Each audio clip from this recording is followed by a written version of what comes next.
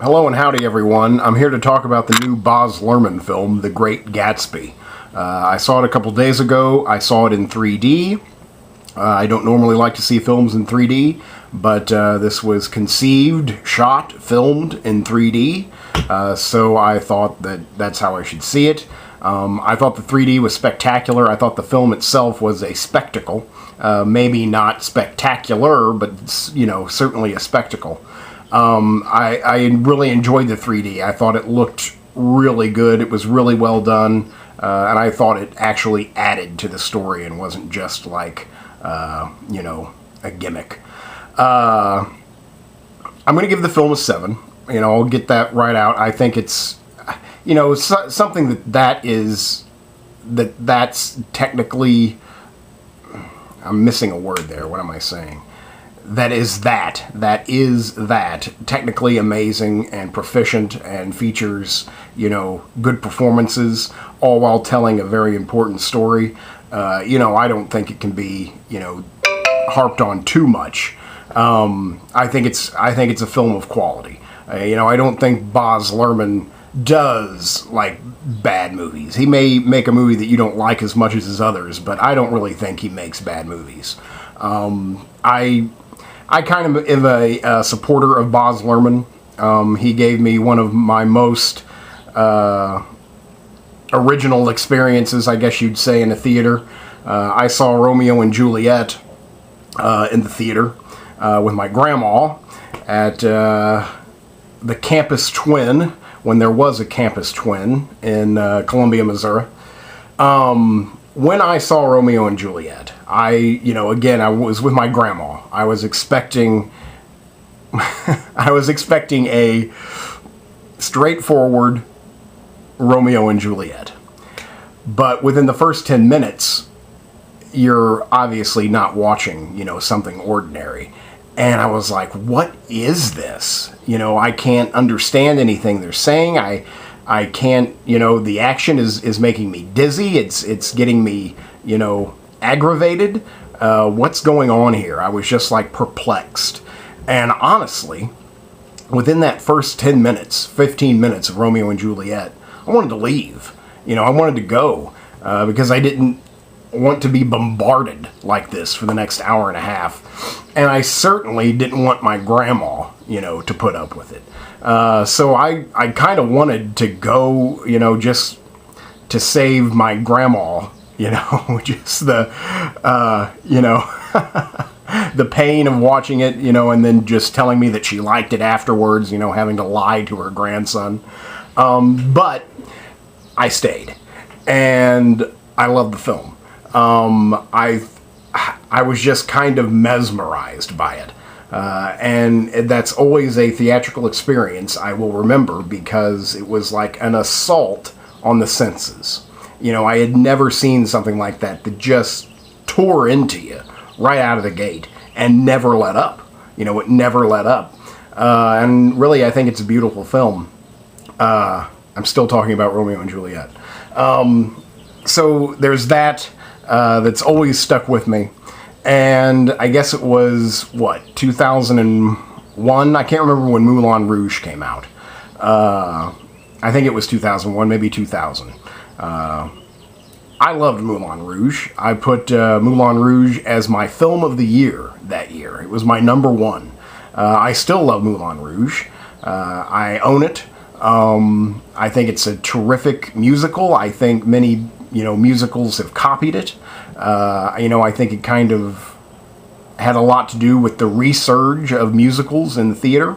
Yeah, I just love Moulin Rouge. It's one of my, you know, favorite films.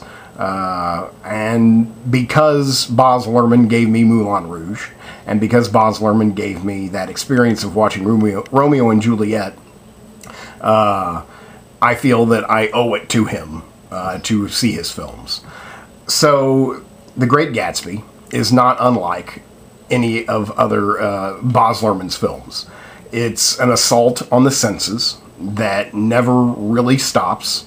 If you're a Baz Luhrmann fan, if you're familiar with his work, this stands along, you know, with the rest of them. and there's nothing new here, which I guess says something. But it's definitely Lerman. It's definitely Lerman. And it's nonstop. It's a kaleidoscope of color. It's beautifully shot. It's well performed. And that's really like all I gotta say about it. Now hopefully I don't ramble on for another 12 minutes, but that's the long and the short of it, is it can't be that bad. Another kind of disclaimer I have is this review, and it can't help but be that, believe it or not, this is my first exposure to The Great Gatsby. I never read it in school. I never had a class that made you read The Great Gatsby. Even in college, I never had to read The Great Gatsby. So, I never read The Great Gatsby. This is my initiation, into the world of The Great Gatsby. And it's known, I knew this going in, but it's known as like one of the great American novels, if not, the truest American story. It's just purely American. So, I'm now realizing how fantastic and marvelous this story is, this Great Gatsby, and how much I identified with it, and how much that I thought that it, kind of deflated the American mythos. I was just kind of overwhelmed by that. So, I'm mixed up a little bit, because I'm so overwhelmed with the work, with the story, the novel, that it's kind of making the film, good in my eyes. And I don't think there's anything technically too wrong with this film. So I don't know how much they changed from the novel. I don't know how much they're paraphrasing or what have you. I thought that the film delivered the story nicely. I get it. I saw a couple interviews with Lerman and before watching the film, and I think that he got his interpretation of the story, across. I think that it means, I think, what it's supposed to mean, and I think that's a success. Again, I want to read the book now. I want to read the novel, so again, I think that makes it a success. The film makes you want to read the book, and the book is better. No matter how good the film is, the book's going to be better. Just because it's the film versus your imagination, and your imagination always wins because it's yours. All the acting is fine. I guess if I'm trying to think of reasons why I don't give it higher than a 7, and I guess it's slightly, repetitive in a way. It, again, it just never lets up. It just never lets up. So sometimes it can get kind of exhausting.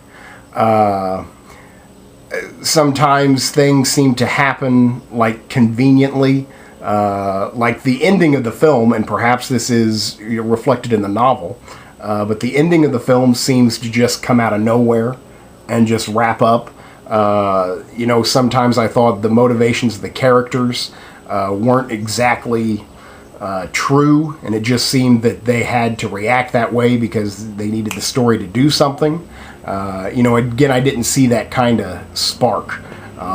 It just kind of happened.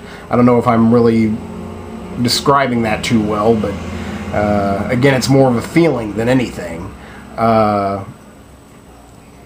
There's a lot of actors in here. The Great Gatsby is Leonardo DiCaprio. You've got Tobey Maguire. You've got Carey Mulligan. I just forgot his name. He's from Animal Kingdom. He's an Australian actor. He's really good. I guess that's Lerman is Australian, I believe, and that's probably why he used those Australian actors. Actually, both of the brothers from Animal Kingdom. If you've never seen Animal Kingdom, the Australian violent crime family movie, I definitely recommend you see Animal Kingdom, as it highlights two of the actors that were highlighted in this film.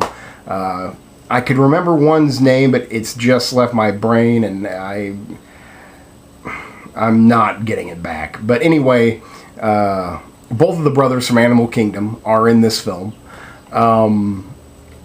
They're both good. All of the acting is good. All the costumes. The film looks gorgeous. It's a period piece. It takes place in the Roaring 20s. They've gone to great lengths to recreate the Roaring 20s in this hyper visualized way that just I don't even know how to say hypercolor. It's just like boom, it's just popping off the screen, and it, you want to be there. You want to be there. The cars look beautiful. The special effects are really good. The costume's great. The makeup and hair, just again, I think it is a transportive experience.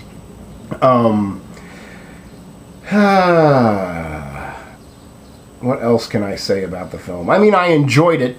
I didn't love it. It gave me a lot to think about. I mean, I guess I wouldn't have many problems giving it an 8. It's just that, well, I mean, I'm not dying to see it again. Maybe when it comes out on, Blu-ray, I'll rent it somewhere down the line. I'll tell you what, this is what I'll do. I will watch it again someday after reading the book, and so I can compare. That's what I'll do. So really is more of a academic study type of thing. There's no real drive to see it again. Just because, I think I got it. I got it. It relayed the message and the themes very nicely. I think I get it, and I think I'd just be better off reading the book. But the performances are fine. The soundtrack, I guess the soundtrack's a big to-do. Produced by Jay-Z, I guess. He was the music supervisor. The music's really good. There's got some really old and odd music in there that I've never heard. Mashed up with modern music, which is interesting. So the soundtrack is good. I think it's already like a big seller, so I think that's kind of deserved. Cinematography is gorgeous. Again, everything you look at in this film is beautiful. The colors, the actors, the actresses, just everything is gorgeous. And again, it's kind of hypnotic. I definitely don't think it's as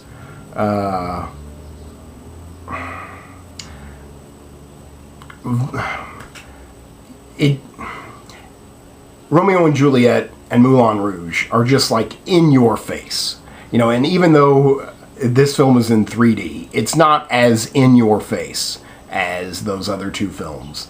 There's just like something about Moulin Rouge that forces you to pay attention. It just like gets in front of your face and like dares you to look away. Here it's like, it's slightly more relaxed, probably because he's honoring some other artist, masterpiece. But it's just far more reverent, relaxed, and not as, grippingly bombastic, It just doesn't, it takes its time. I guess I never felt much. I will say that, I thought a lot. I was wrapped up in the story. I guess I never was like moved. This is a love story, a tragic love story. I never felt sad for them. I never felt happy. I just kind of watched, so it wasn't very involving emotionally. It wasn't very emotionally involving. Maybe that has something to do with that in-your-face aspect that Moulin Rouge had on me. This is just kind of telling a story, and you're just kind of sitting there and watching it and going, yeah, okay, this is good. This is the great American story. But yeah, I guess you could say that even though there's something going on, it's always in motion. It's not much of a roller coaster. It's kind of just a nice journey. It's definitely not too manipulative at all. I didn't, even though terrible things happen, here, and love goes painfully unrequited. I never felt, bad about it. I never felt sad for them. So I guess that says something. It's just, maybe that comes down to the characters not being too deeply written. I'm not sure, what that's attributed to, but I never felt too invested in the story. I just felt like I was like an outside participant, just watching and never really involved. So I don't know. I think that, again, I'm just trying to figure out why I'm not giving it higher than a 7, and I think that's a good way to put it. I really can't think of much else. Again, I like Baz Luhrmann, and I will see his films pretty much no matter what. This film got moved from being like Oscar contender, at the winter of last year, to being a summer blockbuster. I think just because it probably wouldn't have gotten the Oscars attention that they were hoping to get. It did have to go into reshoots, so something was up with the film. And they did change something. So who knows what that was. I think it works fine as a blockbuster. It certainly wouldn't have got, outside of perhaps the cinematography, the costumes, the technical stuff, which it still might because it's, gorgeous. So there you go. I think that's about all I've got to say. So that's The Great Gatsby. That's Baz Luhrmann's The Great Gatsby, and I give it a solid 7. Thanks much.